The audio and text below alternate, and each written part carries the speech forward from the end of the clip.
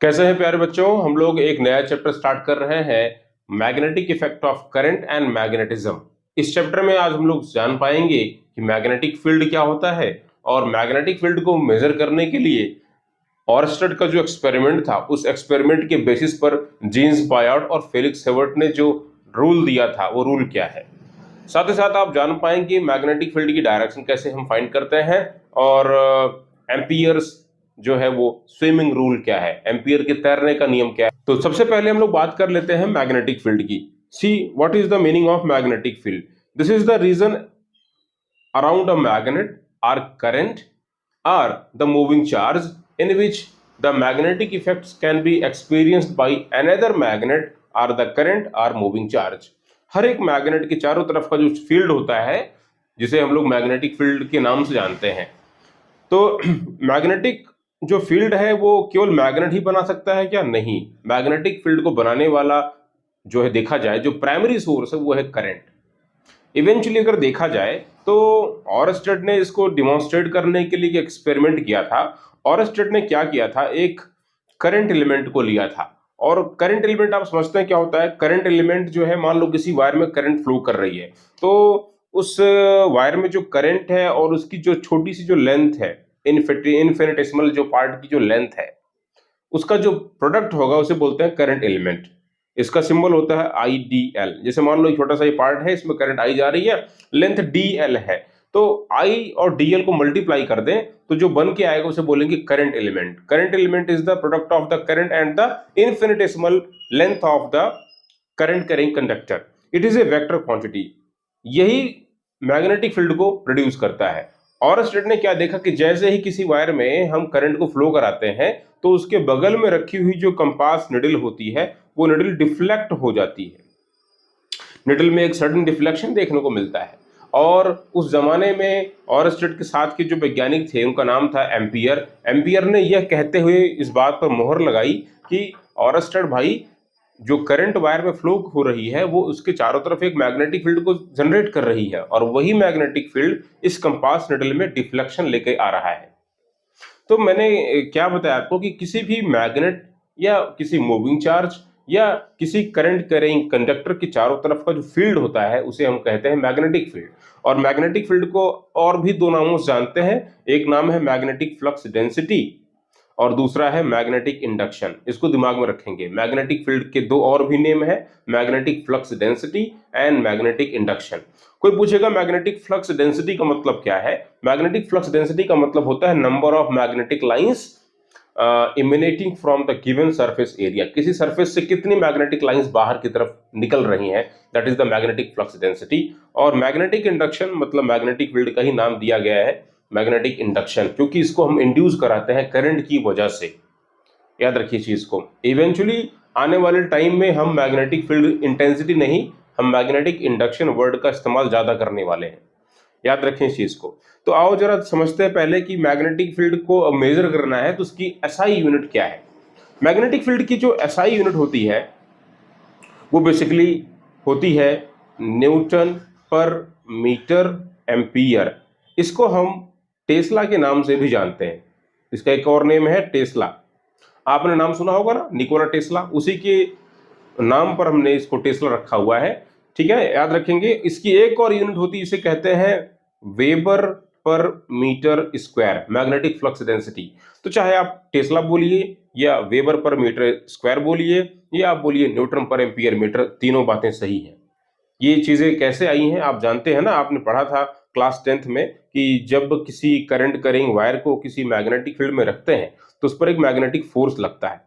कितना लगता है फोर्स? आई बी एल साइन थीटा, है कि नहीं। तो यहां जरा देख लो, अगर हमें मैग्नेटिक फील्ड फाइंड करना है तो मैग्नेटिक फील्ड को आप लिखोगे force upon I L sine theta. तो फोर्स की यूनिट न्यूटन, करंट की हो गई एम्पियर और लेंथ की हो गई मीटर। साइन थीटा अपने आप में एक जो है नंबर है बेसिकली, है ना, स्केलर है। तो न्यूटन पर एम्पियर मीटर ये इसकी यूनिट बन जाएगी। इसी को बोला गया है टेस्ला। याद रखेंगे इस चीज को। अगर हम बात करें मैग्नेटिक फील्ड की, कोई सीजीएस यूनिट भी है क्या? फ्रेंच यूनिट है क्या कोई? हाँ है। तो इसकी जो फ्रेंच यूनिट है वो है मैक्सवेल पर सेंटीमीटर स्क्वायर। क्या है जरा बताएंगे? वो है maxwell maxwell per centimetre square, जिसको नेम दिया गया है basically gauss, G for gauss, GAUSS। आपने नाम तो सुना ही होगा, हेनरी कार्ले गॉस। उसी को रिस्पेक्ट देने के लिए जिसने जो है वो इलेक्ट्रोस्टैटिक्स में अपना जो है रूल दिया था, डाइवर्जेंस ऑफ इलेक्ट्रिक फील्ड, है ना, उसी को रिस्पेक्ट देने के लिए हमने मैग्नेटिक फील्ड की जो CGS यूनिट है, जो फ्रेंच यूनिट है, उसका नाम रखा है गॉस। और एक इंपॉर्टेंट बात आप जान लें कि 1 Tesla equals 10⁴ Gauss. Tesla magnetic field की बहुत बड़ी यूनिट है, इसलिए हम जो है प्रैक्टिस में गॉस का इस्तेमाल करते हैं, गॉस का इस्तेमाल करते हैं, याद रखें इस चीज को, ठीक है ना। हाँ, आगे बात कर लेते हैं डायमेंशन की। तो देखो मैग्नेटिक फील्ड की जो डायमेंशन होती है, मैग्नेटिक फील्ड की डायमेंशन आप निकाल सकते हैं। मैंने अभी बताया था आपको, न्यूटन पर एम्पियर मीटर, है ना। तो अगर मैं डायमेंशन फाइंड करूं, देखो जरा क्या बन के आएगा। न्यूटन का मतलब हो जाएगा MLT-2 पर मीटर, यानी कि L, एम्पियर यानी कि A। अब जरा सोचिए, ये L से L कैंसिल आउट, ये क्या बन जाएगा आपका MT-2A-1। तो यानी मैग्नेटिक फील्ड की जो डायमेंशन है वो मास में है 1, टाइम में है -2, और करंट में कितनी है -1। MT-2A-1, याद रखेंगे, dimensions of the magnetic field are 1 in mass, -2 in time and -1 in current are the ampere. चलिए थोड़ा सा आगे बढ़ते हैं और देखते हैं कि मैग्नेटिक फील्ड बना कैसे है, आया कैसे है। एक इंपॉर्टेंट चीज जरा समझिए, जो ऑरस्टेड का एक्सपेरिमेंट था, इस एक्सपेरिमेंट को मैंने अभी जस्ट आपको बताया कि 1820 में जो है हेंस क्रिएशन ऑरस्टेड ने एक एक्सपेरिमेंट किया। उसने एक वायर में करंट को फ्लो कराया और उसके बगल में एक कंपास निडल को रखा। तो क्या देखता है वो, जैसे ही इस वायर में करंट पास करती है तो निडल हमारी डिफ्लेक्ट हो जाती है। निडल का डिफ्लेक्ट होना ये इंडिकेट कर रहा था कि इसके चारों तरफ कुछ तो मैग्नेट की तरह है, क्योंकि कंपास निडल खुद अपने आप में मैग्नेटिक निडल है, और मैग्नेट की वजह से ही जो इंटरेक्ट करेगा एक दूसरे से, या तो रिपेल होगा या तो अट्रैक्ट होगा, जो भी आने वाला है ना। तो कहने का मतलब यह है कि वायर के चारों तरफ एक मैग्नेटिक फील्ड जनरेट हुआ। और एक चीज ऑरस्टेड ने देखा कि अगर हम करंट की इन वैल्यू को इंक्रीज करें by increasing the value of the current, और अगर हम कंपास निडल को क्लोज में ले आए, है ना, if we place closer to the compass needle the wire, then deflection is also increases. मतलब जो डिफ्लेक्शन की जो इंटेंसिटी है वो ज्यादा हो जाती है। इसका मतलब करंट कैरिंग वायर के आसपास जो मैग्नेटिक फील्ड है वो कहीं ना कहीं दूर जाने से घटता है, नजदीक आने पर बढ़ता है। एक और बात समझिए, जैसे ही इस निडल को पास में रखा गया और हमने करंट की डायरेक्शन को चेंज कर दिया, तो क्या होता है, जो निडल का जो ओरिएंटेशन होता है वो भी बदल जाता है। By changing the direction of the current flowing in the wire, orientation of the compass needle is also changed. एक ये बात, इसका मतलब ये हुआ कि मैग्नेटिक फील्ड अपने आप में एक वेक्टर क्वांटिटी है। दो बातें, ठीक है। और जो तीसरी बात उसने ऑब्जर्व करी, वो क्या ऑब्जर्व करी जानते हैं? अगर वायर हमारा स्ट्रेट होता, बिल्कुल स्ट्रेट वायर होता हमारा, तो उसके चारों तरफ मैग्नेटिक जो फील्ड लाइंस बन रही थी वो सर्कुलर बन रही थी। कैसे पता लगाया? उसने उस वायर के चारों तरफ निडल को रखा और अलग अलग पॉइंट पर रखते हुए निडल को ट्रेस किया और एक लाइन ड्रॉ करी, वो लाइन बनी सर्कुलर। तो उसने बताया कि magnetic lines due to the straight current carrying wire are circular. तो इस बात को फटाफट आप लोग नोट कर लें। On reversing the direction of the current, the orientation of the compass needle is changed. जैसे मान लीजिए कि हमारे पास में ये कोई वायर है ना, ये एक वायर है, इस वायर में करंट ऊपर की तरफ ऐसे करंट जा रही है, ठीक, करंट वायर में ऐसे ऊपर की तरफ जा रही है। तो जो मैग्नेटिक लाइंस बनेंगी वो बनेंगी कैसी? Anti clockwise. मैग्नेटिक लाइंस को मैं यहाँ पे रिप्रेजेंट कर देता हूँ। ये मैग्नेटिक लाइंस बन रही हैं, ये इस तरीके से मैग्नेटिक लाइंस बन रही हैं। ये लाइनें कैसी बन रही हैं? Anti clockwise. Anti clockwise. Current अगर हमारी है अपवर्ड तो मैग्नेटिक लाइंस बनेंगी एंटी क्लॉकवाइज। वहीं अगर हमारी करंट हो जाए डाउनवर्ड, करंट को हम डाउनवर्ड डायरेक्शन में शो कर दें, तो जो मैग्नेटिक लाइंस बनती हैं वो बन जाती हैं क्लॉकवाइज। क्लॉकवाइज करंट अगर डाउनवर्ड है तो मैग्नेटिक लाइंस क्लॉकवाइज, याद रखेंगे इस चीज को, ठीक है ना। यहां मैं इनको शो कर देता हूं, ये है मैग्नेटिक लाइंस, ये है करंट। अब करंट अगर अपवर्ड है तो डॉट का इस्तेमाल करेंगे, करंट अगर डाउनवर्ड है तो क्रॉस का इस्तेमाल करेंगे। यही नहीं, अगर मैग्नेटिक फील्ड भी अपवर्ड है तो भी डॉट का इस्तेमाल करेंगे। डॉट मतलब अपवर्ड, डॉट का मतलब अपवर्ड माना जाएगा, और क्रॉस का मतलब हम आइंदा से डाउनवर्ड के लिए इस्तेमाल करेंगे, डाउनवर्ड डायरेक्शन को दिखाने के लिए क्रॉस का इस्तेमाल करेंगे, ठीक है। पॉइंट नंबर 2, और स्टेट ने देखो जो ऑब्जर्व किया था उसका जो सेकंड पार्ट मैंने अभी आपको बताया, सेकंड पॉइंट मैंने क्या बताया कि on increasing the value of the current or bringing the compass needle closer to the conducting wire the magnetic deflection increases, ठीक है ना। इसका मतलब क्या है, इसका मतलब वायर के नजदीक में मैग्नेटिक लाइंस काफी क्लोज में है, यानी मैग्नेटिक फील्ड स्ट्रांग है। जैसे वायर के नजदीक में रहेंगे ना तो मैग्नेटिक लाइंस बहुत ज्यादा बनेगी, और जैसे जैसे आप दूर जाएंगे तो मैग्नेटिक लाइंस के बीच में जो सेपरेशन है वो बढ़ता चला जाएगा, ठीक है। एंड पॉइंट नंबर 3, तीसरा पॉइंट जो मैंने अभी आपको बताया था ऊपर, due to the straight current carrying wire magnetic lines are circular, उसको भी लिख लें फटाफट, ठीक है ना। तो अब इन तीनों ऑब्जर्वेशंस को लेकर के फ्रेंच फिजिसिस्ट जीन्स बायार्ड और फेलिक्स सेवर्ट ने एक मैथमेटिकल रिलेशन दिया for determining the value of the magnetic field due to a current element. एक छोटे से करंट एलिमेंट के लिए मैग्नेटिक फील्ड कितनी बनेगी इसको मेजर करने के लिए रूल दिया। उस रूल को समझते हैं जिसे कहते हैं बायोट सेवर्ट रूल।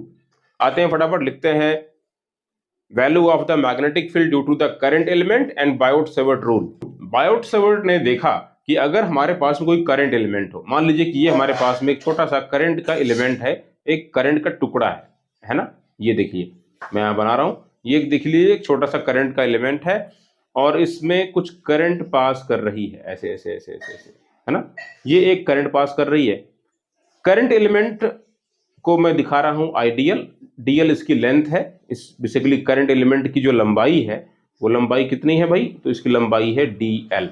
छोटा सा एलिमेंट है, छोटा सा एलिमेंट इसलिए चूज कर रहे हैं क्योंकि मैग्नेटिक फील्ड की जो वैल्यू है वो करंट की डायरेक्शन पर भी डिपेंड करती है, तो हमने छोटा सा लिया है ताकि हाल फिलहाल के लिए हम मान सकें कि करंट जो है वो किसी पर्टिकुलर डायरेक्शन में ही जा रही है, ठीक है। ये इसमें करंट आई जा रही है। इन्होंने देखा कि अगर इस करंट एलिमेंट के से जो है सेंटर से स्मॉल आर की डिस्टेंस पर, है ना, स्मॉल आर की डिस्टेंस पर एक छोटा सा कोई पॉइंट पी हो, इस पॉइंट पर जो बनेगा मैग्नेटिक फील्ड, वो मैग्नेटिक फील्ड किन किन बातों पर डिपेंड करता है।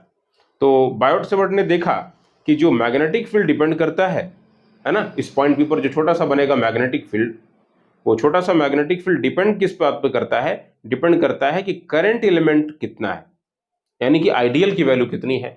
आइडियल का मतलब कितनी ज्यादा करंट है और कितनी ज्यादा लंबाई है। अगर इस लंबाई को बढ़ा दें तो भी मैग्नेटिक फील्ड की वैल्यू बढ़ जाती है और करंट के बढ़ने पर भी मैग्नेटिक फील्ड की वैल्यू बढ़ जाती है। तो छोटा सा जो बनेगा मैग्नेटिक फील्ड इस करंट एलिमेंट से, वो करंट एलिमेंट पर डिपेंड करेगा। और यही नहीं, ये जो छोटा सा मैग्नेटिक फील्ड बन रहा है इस पॉइंट पी पर, ये डिपेंड करता है इस पॉइंट की ऑब्जर्वेशन, जो हमारा पॉइंट है उसकी करंट एलिमेंट से डिस्टेंस कितनी है, वो भी इनवर्स स्क्वायर के फॉर्म में डिपेंड करता है, 1/r²। मतलब अगर हम इस एलिमेंट से दूर जाएं तो मैग्नेटिक फील्ड की वैल्यू स्क्वायर के फॉर्म में इनवर्सली गिरती चली जाती है। जैसे न्यूटन्स लॉ ऑफ आपने पढ़ा था ग्रेविटेशन, वहां पर 1/r² आया था, है ना, इनवर्स डिपेंडेंट आया था, ठीक वैसे ही। और तीसरी चीज जो है, अगर ये पॉइंट ऑफ ऑब्जर्वेशन देखा जाए तो पॉइंट ऑफ ऑब्जर्वेशन की अगर पोजीशन चेंज करें डिस्टेंस को सेम रखते हुए, अगर पॉइंट ऑफ ऑब्जर्वेशन को हम घुमाएं तो भी मैग्नेटिक फील्ड की वैल्यू चेंज होती है साइनसोइडल के फॉर्म में। मतलब magnetic field is dependent on the angle made by the current element with the position vector of the point of observation। यहाँ लिखेंगे dB is proportional to sin of theta। ये total 3 जो है नियम उसने जो है फॉर्मुलेट किए और इनको मिक्सअप किया। तो मिक्सअप करने पे देखो क्या मिलता है, small magnetic field is proportional to I dl sine theta upon r square. इनको इक्वलाइज करने के लिए यहां पे कांस्टेंट आ गया, वो कांस्टेंट क्या आया, इसको लिख रहे हैं 1/4 pi epsilon naught c square into IDL sine theta over r square. चूंकि मैग्नेटिक फील्ड अपने आप एक वेक्टर क्वांटिटी है तो उसको वेक्टर के साथ में लिखना चाहिए, तो मैं यहां पे एक वेक्टर लगा देता हूं ईटा कैप, जो कि अपने आप में मैग्नेटिक फील्ड की डायरेक्शन को शो कर रहा है। तो ये इस तरीके से एक रूल बना मैग्नेटिक फील्ड को फाइंड करने के लिए। Small magnetic field due to the current element dB equals 1/4 pi epsilon naught c square into ideal sin theta upon r square eta cap। ये जो ईटा कैप है ये बेसिकली मैग्नेटिक फील्ड की direction को शो कर रहा है। किसको शो कर रहा है? मैग्नेटिक फील्ड की डायरेक्शन। और एक चीज ये मजे की बात ये पाया गया कि जो यहां बना मैग्नेटिक फील्ड, वो मैग्नेटिक फील्ड जो था, मैग्नेटिक फील्ड की डायरेक्शन दोनों के परपेंडिकुलर थी। किसके? करंट एलिमेंट के। और ये मैग्नेटिक फील्ड की डायरेक्शन इस पोजीशन वेक्टर आर के भी परपेंडिकुलर पाई गई। राइट हैंड ट्रायड रूल के अकॉर्डिंग हम इस डायरेक्शन को फाइंड कर सकते हैं। पॉइंट पी पर जो बना मैग्नेटिक फील्ड, ये मैग्नेटिक फील्ड देखा जाए तो करंट एलिमेंट के भी परपेंडिकुलर था और इस पोजीशन वेक्टर आर के भी परपेंडिकुलर था, दोनों के परपेंडिकुलर मिला। ठीक है ना? तो अगर मैं इसको थोड़ा सा वेक्टर के फॉर्म में और अच्छे तरीके से लिखूं तो मैं कैसे लिख सकता हूं? आप चाहें तो एक काम कर सकते हैं, dB equals 1/4 pi epsilon naught c square, जो कि कांस्टेंट है इस सिस्टम ऑफ मेजरमेंट के लिए, आई dl cross r upon r cube. हाँ, आइडियल क्रॉस r मिलेगा, आइडियल r साइन थीटा, और ये नीचे r क्यूब है तो r से r की 1 पावर कैंसिल हो जाएगी, हमें फिर से वही फॉर्मूला मिल जाएगा ऊपर जो लिखा गया है। तो इस तरीके से भी हम इस मैग्नेटिक फील्ड को लिखेंगे, छोटे से मैग्नेटिक फील्ड को। अगर मुझे कंप्लीट वायर की वजह से मैग्नेटिक फील्ड लिखना है पूरे वायर के लिए, तो क्या करेंगे? छोटे से मैग्नेटिक फील्ड को इंटीग्रेट कर देंगे।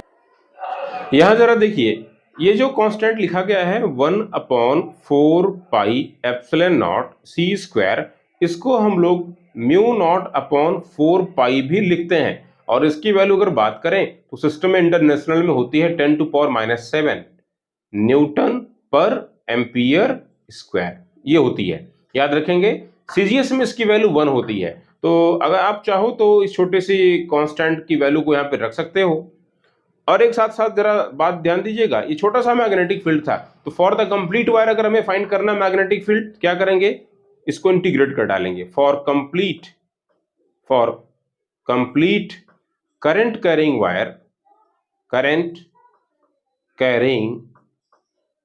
वायर अगर लिखे हम तो कैसे लिखेंगे? तो मैग्नेटिक फील्ड जो टोटल बनेगा वो इंटीग्रल डीबी हो जाएगा, और इंटीग्रल डीबी का मतलब हो जाएगा, इंटीग्रल कर देंगे 1/4 pi epsilon naught c square into I D L cross r over r cube.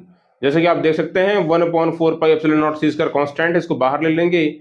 1/4 pi epsilon naught c square integral I D L cross r over r cube, ये इस तरीके से रह जाएगा।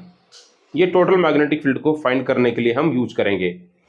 ठीक है ना? याद रखेंगे, मैग्नेटिक फील्ड को जब भी फाइंड करना होगा तो हम वहां पर बायोट-सेवर्ट लॉ को अप्लाई करेंगे। ठीक है? ये एक एम्पिरिकल फार्मूला है, just like the Coulomb's law. जैसे हम कूलम्स लॉ का इस्तेमाल करके इलेक्ट्रिक फील्ड को फाइंड करते थे, ठीक वैसे ही हम बायोट-सेवर्ट लॉ को अप्लाई करके हम मैग्नेटिक फील्ड को फाइंड करेंगे। बार बार 1/4 pi epsilon naught c square लिखना अच्छी बात नहीं है, तो एक काम कर सकते हैं, हम यहाँ पर अब लिख देंगे mu naught upon 4 pi integral I D L cross r upon r cube. तो भाई याद रखेंगे इस चीज को, ये बायोट-सेवर्ट का जो है वो रूल का जो है वो वेक्टर फॉर्म है। एक सबसे बड़ी इंपॉर्टेंट बात अगर जरा समझिए, अगर I D L cross r की वैल्यू, ये वैल्यू 0 हो जाए, अगर ऐसा पॉसिबल हो जाए, ये 0 कब पॉसिबल है? ये तभी पॉसिबल है जब करंट एलिमेंट और इस पोजीशन वेक्टर आर दोनों के बीच में जो एंगल बने वो एंगल कैसा बन रहा हो, वो जो एंगल थीटा बन रहा है वो एंगल या तो 0 डिग्री हो, थीटा तो 0 डिग्री हो, या थीटा की वैल्यू क्या हो 180 डिग्री यानी कि पाई रेडियन हो, आर पाई रेडियन हो। दोनों केस में आइडियल क्रॉस आर की वैल्यू 0 हो जाएगी, है ना। तो अगर जैसे ही आइडियल क्रॉस आर 0 बनेगा तो मैग्नेटिक फील्ड भी 0 हो जाएगा। मतलब अगर पॉइंट ऑफ ऑब्जर्वेशन करंट की डायरेक्शन में आ जाए, जो पॉइंट ऑफ ऑब्जर्वेशन है वो करंट की डायरेक्शन में आ जाए तो मैग्नेटिक फील्ड 0 हो जाएगा। So in the direction of current no magnetic field is produced by the current, keep in mind. तुम लोग लिख सकते हैं रिजल्ट में क्या लिखेंगे, in direction of current, in direction of current value of magnetic field is 0, value of magnetic field is 0। जैसे कहा जाए कि मान लीजिए कि ये एक वायर है और इस वायर में करंट जा रही आई और इसी के रास्ते में यहाँ पर कोई पॉइंट रखा हुआ है, ये कोई पॉइंट P है। आपसे कहूँ बताओ जरा यहाँ पे कितना मैग्नेटिक फील्ड बन रहा है, तो बोलोगे ये पॉइंट करंट के रास्ते में ही है, तो यहाँ मैग्नेटिक फील्ड की वैल्यू कितनी बनने वाली है 0। यहाँ पे कोई मैग्नेटिक फील्ड नहीं बनेगा, 0 मैग्नेटिक फील्ड बनेगा। In the direction of current no magnetic field is found, keep in mind. एक और जरूरी बात, कई बार हम मैग्नेटिक फील्ड को मैग्नेटाइजेशन के फॉर्म में लिखते हैं। मैंने क्या बोला अभी, मैग्नेटाइजेशन, मैग्नेटाइजेशन ये क्या चीज है, मैग्नेटाइजेशन ये क्या चीज है। तो मैग्नेटाइजेशन जो होता है ये होता है magnetic field produced on per unit permeability. इसका सिंबल है H, इसका सिंबल क्या है H। तो अगर मैं इस फॉर्मूले को H के फॉर्म में लिखूं तो मैं कैसे लिखूंगा, मुझे इसे म्यू नॉट से डिवाइड करना पड़ेगा। तो दोनों साइड से जब डिवाइड करेंगे तो राइट साइड में तो म्यू नॉट डिवाइड करने पर कैंसिल हो जाएगा। हमारा फॉर्मूला क्या बन जाएगा, H इक्वल्स 1 अपॉन क्या मिलेगा अपने को, म्यू नॉट अपॉन 4 पाई था ना, तो 1/4 पाई हो जाएगा ये, 1/4 pi into IDL cross R over R3, ऐसा कुछ बन के आ जाए। ये सब लिखने के तरीके हैं, ये सभी क्या है, ये सभी मैग्नेटिक फील्ड को लिखने के तरीके हैं। बस इतना सा आप याद रखो कि मैग्नेटिक फील्ड की अगर आप वैल्यू दे रहे हैं किसी करंट एलिमेंट के लिए तो आप कैसे लिखेंगे, म्यू नॉट अपॉन 4 पाई आइडियल क्रॉस R जो कि मिलेगा IDL sign theta upon R², और म्यू नॉट अपॉन 4 पाई की वैल्यू 10⁻⁻7, इसको रख देंगे IDL sign theta upon R²। Magnetic field की वैल्यू करंट की लंबाई यानी कि इसकी जो लेंथ है और position of point of observation, साथ ही साथ ओरिएंटेशन पर भी डिपेंड करेगा, 3 चीजों पर, R, थीटा और करंट एलिमेंट आइडियल, याद रखें ना। ओके, बढ़िया है। चलो अब आगे नए लेक्चर में हम और अच्छे तरीके से इन पर, इसके एप्लीकेशंस पर चर्चा करेंगे। Thank you.